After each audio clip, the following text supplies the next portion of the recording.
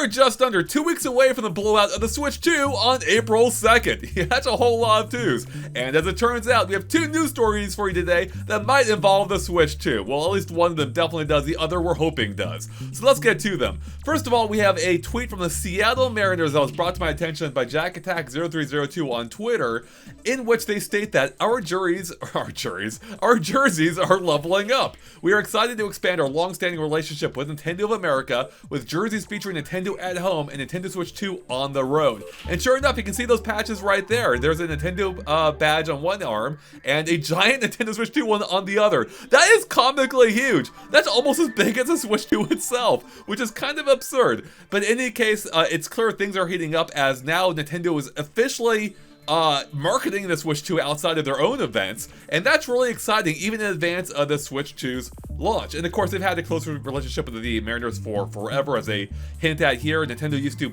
largely own the Mariners, but they since sold off most of their stake and now only own 10%, but they still have a close relationship, so that's really fun to see. And I hope it means that we'll eventually get a Switch 2 version of Ken Griffey Jr. on the Super Nintendo, either the first or second, whichever. I want a sequel to those types of games, because those were amazing. This one made by Rare, it's super underappreciated, it's a lot of fun, and it'd be amazing if we got a sequel. I don't care if he's retired, I don't care if he wasn't playing for the Mariners most recently, I just want another game. Anyways, let's move on to the next story, which is probably a little bit more exciting, in that a data miner has discovered on Twitter that apparently Xenoblade Chronicles X, Definitive Edition, which just launched on the Switch today, has some hidden code that hints at a possible 60 frames per second option. Now, it does not work in the game. They weren't able to enable it and make it work. It apparently, I guess rather, they were able to get some elements of it working, but it didn't actually function as a proper 60 frames per second mode.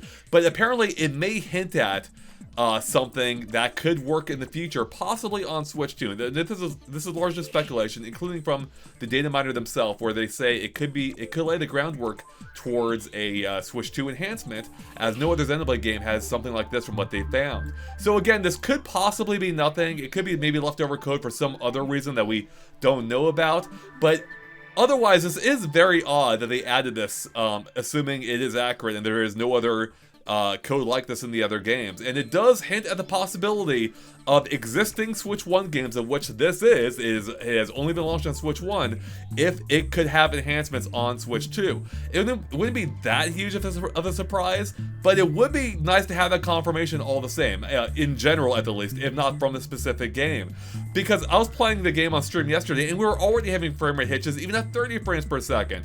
So it would be amazing if you played this on Switch 2 and got an even smoother frame rate, including at double the frame rate. Again, this is not confirmation, but it would make a lot of sense, and I hope that other Switch games have similar enhancements, including Metroid Prime 4 if it doesn't get a Switch 2 exclusive release. Because again, I want that mouse functionality, baby. It's too perfect. With the right Joy-Con, it only makes too much sense. Maybe that one will have a higher resolution at the least.